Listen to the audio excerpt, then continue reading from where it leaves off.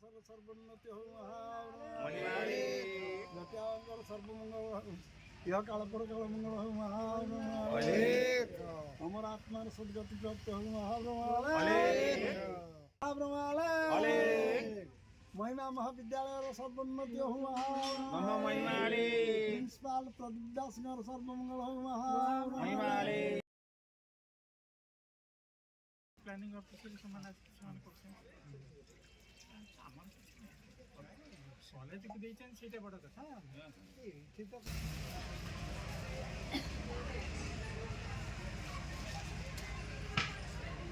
संस्कृत मौजूद है ना लोग से पूरा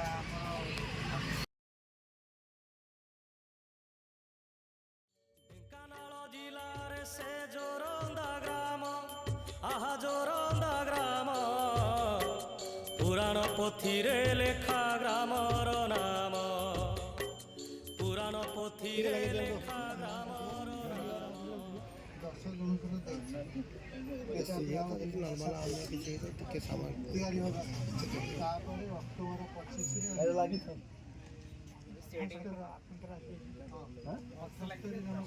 हाँ से लगे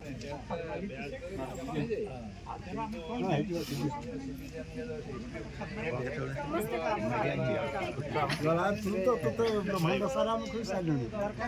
बाबा टेक अखंड दीप लगी हूँ कृष्ण ब्रह्म का दया जट्यांग श्राद्ध दिवस सर्वोन्नति हो जट्यांग सर्वमंगल यह काल पर काल मंगल हो अमर आत्मा सदगति प्राप्त हो महाब्रह्माल महिमा महाविद्यालय सर्वोन्नति हो प्रिंसिपाल प्रदीप दास सर्वमंगल हो मनोवांछा उपस्थित जनसाधारण आबाल वृद्ध बन्यागर मंगल हो अलेख महिमा अलेख महिमा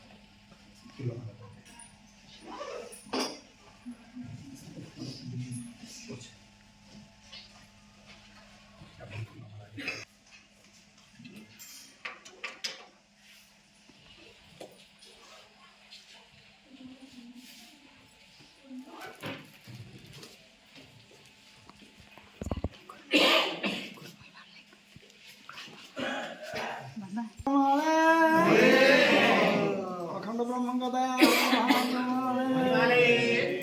महिमा महाविद्यालय सर्वोन्नति हो बाबा जटिया दासंगर उद्यम कपिलधारी महासंगर उद्यम सर्वोन्नति हो गुरु ब्रह्म का दया हो महा महाविद्यालय প্রদীপ দাস বাবুঙ্কর সর্বমঙ্গল হও, ইষ্টখণ্ড হও, স্বামী বাবুঙ্কর সর্বমঙ্গল হও, অন্যান্য সমস্ত অধ্যাপক অধ্যাপিকা জনসাধারণ ছাত্রছাত্রী সমস্ত সর্বমঙ্গল হও, কর্মকর্তা গণকর সর্বমঙ্গল হও, গুরু ব্রহ্মঙ্গ দয়া পণ্ডা বাবুঙ্কর মঙ্গল হও,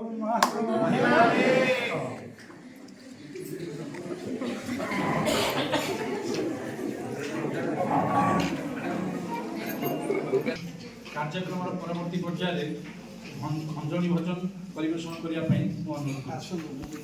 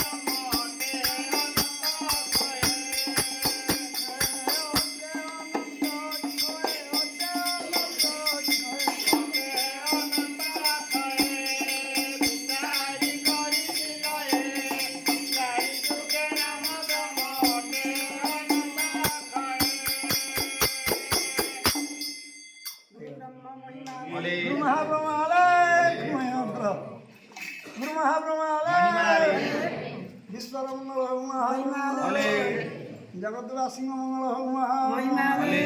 স্বপ্নাগতি মঙ্গল মঙ্গল হও, ব্রহ্মাণ্ড পাপ হরা নিবারণ হও, কলি ভাঙ্গি সত্য প্রকাশ হও,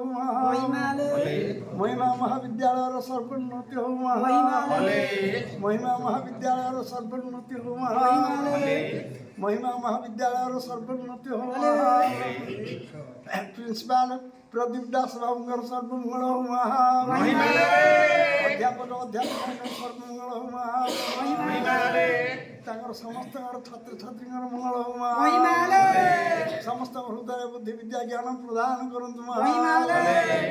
অলেখ মহিমা ব্রহ্মঙ্গ দয়া হও, গুরু ব্রহ্মঙ্গ দয়া হও, মহাব্রহ্ম উপস্থিত সমস্ত বাপা মা মানকর মঙ্গল হও। ଆମେ 1 ନମ୍ବର ଥିଲୁ। କାଇମାଟି ଆମେ ରଖିଯାଏ ଢେଙ୍କାନାଳରେ କଥା କହିଲୁ ଯେଉଁଟାକି ଜଟିଆଙ୍କର ପ୍ରଚ୍ଛନ୍ନ ହାତ ଥାଏ ସେଥିରେ ବା ଜଟିଆ ବାଣୀ ରବି ରାଉତ ଆଉ କେତେ ଜଣ ଏକଦମ ସବୁଦିନ ଆସି ସେଇଠି ବସନ୍ତି ସକାଳ 4ଟାରୁ ନିହାତି 8ଟା ଯେ ସେମାନେ ବସିକିରି ପରାମର୍ଶ ଦିଅନ୍ତି ଲୋକମାନଙ୍କୁ ଆଶ୍ୱାସନା ଦିଅନ୍ତି ଉତ୍ସାହିତ କରାନ୍ତି ଏଇସବୁ ଘଟଣା ଘଟେ 64-75 ବର୍ଷରେ ଆମେ ଯେତେବେଳେ ମେଡ଼ିକାଲ ହେଇସାରିଲା ପରେ ଆମେ ଆବଶ୍ୟକତା ରହିଛି କାରଣ ଏଠି ଜୋରଦା ହାଇସ୍କୁଲ ସେଠି ମାଣିସିଆ ହାଇସ୍କୁଲ ତାପରେ ତେଣୁ ଆମର କଲେଜ ପାଇଁ ନିହାତି ଆବଶ୍ୟକ ରହିଛି ଏହି ବିଷୟରେ ଆଲୋଚନା ହେଲା ଏଥିରେ ଅଗ୍ରଣୀ ଭୂମିକା ଗ୍ରହଣ କରିଥିଲେ ଆମର ଯେଉଁ ସୁଧାଂଶୁ ପରିଡ଼ା ଥିଲେ ଆମର ଏଠି ଲେକ୍ଚର ସିଏ ଆଉ ଗଗନ ଦାସ ବୋଲି ମାଧପୁର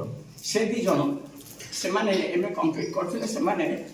ଆସିକିରି ଉତ୍ସାହିତ କରି ଗାଁ ଗାଁ ବୁଲିକିରି ଉଦ୍ୟମ କରିଥିଲେ ଯେଉଁଟାକି ଜଟିଆ ବା ସେଥିରେ ମୁଖ୍ୟ ଭୂମିକା ଜଟିଆ ବାବାଙ୍କ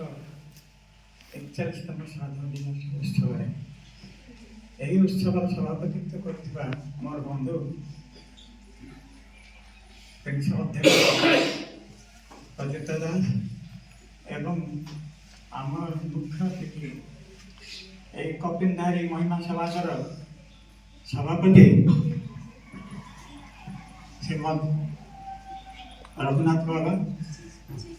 ଏବଂ ମୋର ବନ୍ଧୁ ଯୁଧିଷ୍ଠ ମହାନ୍ତି ଏବଂ ସମସ୍ତ ମଞ୍ଚାସୀନ ଅତିଥିବୃନ୍ଦ ଅଧ୍ୟାପକ ଅଧ୍ୟାପିକା ବୃନ୍ଦ ପ୍ରତିଷ୍ଠାତା ହେଉଛନ୍ତି ଜଟିଆ ବାବା ଯଦି ସେଇ 37,000 ଟଙ୍କା ଦାନ କରିନଥାନ୍ତେ ଆଉ ଦୃଷ୍ଟି ବାବୁ ଯଦି 10,000 ଟଙ୍କା ଦେଇନଥାନ୍ତେ ଏ ତ କଲେଜ ସମ୍ଭବ ହେଇନଥାନ୍ତା ଆଉ ଶେଷରେ ତାଙ୍କର ସ୍ୱପ୍ନ ଆମର 71 ମସିହାରେ ଇନ୍ଦ୍ରାଣୀ ରାଉତ ଯେଉଁ ସ୍ୱପ୍ନ ଦେଖିଥିଲେ ସାର୍ଥକ ହେଲା ଏବଂ ଖାଲି କଲେଜଟେ ହେଲାନି ଏଇ ଯେଉଁ ଅଧ୍ୟାପକ ମାନେ ରହିଲେ ସେତେବେଳେ ଆମର ସଂକର୍ଷଣ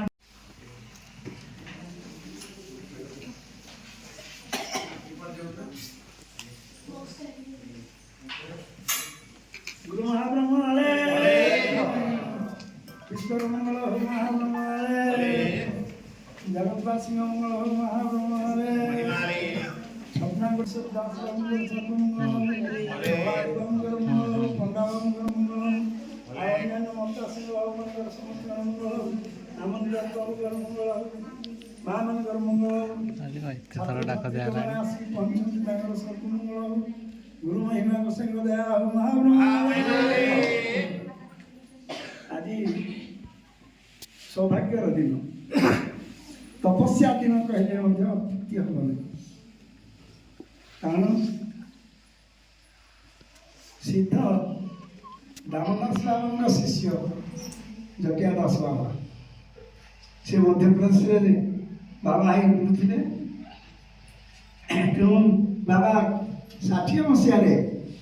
ମଧ୍ୟପ୍ରଦେଶରୁ ଆସି ମହିମା ଗାଦିରେ ରହିଲେ ତାଙ୍କର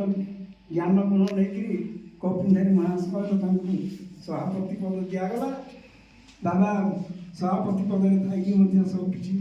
ଅଞ୍ଚଳର କାର୍ଯ୍ୟକ୍ରମ କଲେ କାର୍ଯ୍ୟ ପ୍ରତ୍ୟେକ ଅନୁଷ୍ଠାନରେ ମଧ୍ୟ ପହଞ୍ଚି ଯାଆନ୍ତି ବାବାଙ୍କର ଗୋଟେ ଉଦାରତା ଗୁଣ ସାମୟିକ ତାଙ୍କର ଯେଉଁ ଆଧ୍ୟାତ୍ମିକ ତତ୍ତ୍ୱ ଜରିଆରେ ଆତ୍ମାଟା କ'ଣ ସେ ଯେଉଁ ଉଦାର ଭାବ ମୁଁ ମଧ୍ୟ ଭୁଲି ବାବା କପିଲଧାରୀ ମହିମା ସମାଜର ଏ ଯେଉଁ ମହିମା ମହାବିଦ୍ୟାଳୟ ହେଲା ପ୍ରଥମେ ରେଢ଼ାଖୋଲରେ ଯେତେବେଳେ ଭୀମଭୋଇଙ୍କ ନାମରେ ମହାବିଦ୍ୟାଳୟ ପ୍ରତିଷ୍ଠା ଲାଭ କଲା ଆମର କପିଲଧାରୀ ମହିମା ସମାଜର ବାବାମାନେ ଥିଲେ ପ୍ରସିଦ୍ଧ ବାବା ଥିଲେ ଅଚ୍ୟୁତାନନ୍ଦ ବାବା ଥିଲେ ରାଜକିଶୋର ବାବା ଆଉ ଅନ୍ୟାନ୍ୟ ବାବାମାନେ ଥିଲେ ଆଉ ଆମର ନାଥ ବୈକୁଣ୍ଠ ବାବୁ ସେ ଦେହାନ୍ତ ହେଇଗଲେ ତାଙ୍କର ସମସ୍ତେ ସବୁକିଛି ହେଲେ ମୂଳଦୁଆ ହିସାବରେ ବାହାରକୁ ଆମେ ବାହାରିଲେ କ'ଣ ହେବ ମୂଳଦୁଆ ହିସାବରେ ଆମର ଅଚ୍ୟୁତାନନ୍ଦ ବାବା ଥିଲେ ସେ ଯାହା କହିବେ ସେ କଥା ହିଁ ବେଦ ବୈକୁଣ୍ଠ ବାବୁ ରାଜବାବୁଙ୍କୁ କହିଲେ ରାଜବାବୁଙ୍କ କଥା କେବଳ ଅଚ୍ୟୁତାନନ୍ଦ କହିଲେ ରଖିବେ କହିଲେ ବାବାଙ୍କୁ କୁହ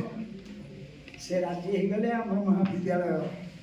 ହେଇଯିବ କିଛି ଅସୁବିଧା ହେବନି ବାବା ତାଙ୍କୁ ଅଚ୍ୟୁତାନନ୍ଦ ବନେଇଦେଲେ ତ ସବୁ ଠିକ୍ଠାକ୍ ହେଇଗଲା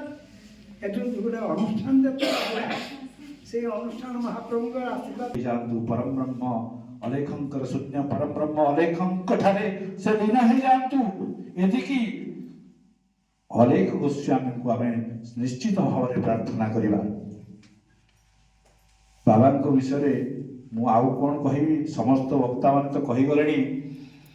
ଗୋଟେ ଛୋଟ କଥାଟିଏ କହିବି, ମୁଁ ନିଜେ ବାବାଙ୍କ ସଂସ୍ପର୍ଶରେ ଆସିଛି। ବାବା କେତେ ଭଲ ପାଆନ୍ତି ଛୋଟ ପିଲାଙ୍କ ଠାରୁ ବୃଦ୍ଧ ପର୍ଯ୍ୟନ୍ତ। ମୁଁ ସେତେବେଳେ ଛୋଟ ପିଲା ଥିଲି ଏବଂ ଯେହେତୁ ବାବାମାନେ ତ ତାଙ୍କର କହିବା କହନ୍ତି ନାହିଁ, ଘର ଗ୍ରାମ ଏ ବିଷୟରେ ତଥ୍ୟ ଦିଅନ୍ତି ନାହିଁ, ତଥାପି ନିର୍ଦ୍ଦିଷ୍ଟ ସ୍ଥାନ ନହେଲେ ବି ମଧ୍ୟପ୍ରଦେଶ କଥା ଯାହା ଆମେ ଶୁଣିଲେ, ଆମର ପୂଜ୍ୟ ରଘୁନାଥ ବାବା ଆପଣମାନଙ୍କୁ କହିଲେ, ଏବଂ ନିଶ୍ଚିତ ଭାବରେ ସେ ମଧ୍ୟପ୍ରଦେଶରେ ତାଙ୍କ ଜନ୍ମ ହୋଇଥିବ ବୋଲି ଆମେ ଅନୁମାନ କରିବା। କାରଣ ଆପଣ ଜାଣିଛନ୍ତି ଯେମିତି ଗୁଜରାଟରୁ ମାରୱାଡ଼ି ମାନେ ଆସନ୍ତି ଓଡ଼ିଶାକୁ ପ୍ରଥମେ ଓଡ଼ିଆ କହିବା ପାଇଁ ଟିକେ ତାଙ୍କର ଅସୁବିଧା ହୁଏ, ଠିକ୍ ସେଇଭଳି ଭାବରେ ମଧ୍ୟପ୍ରଦେଶରୁ ହିନ୍ଦୀ ଭାଷାଭାଷୀ ଜଣେ ସାଧୁ ଯେତେବେଳେ ଓଡ଼ିଶାକୁ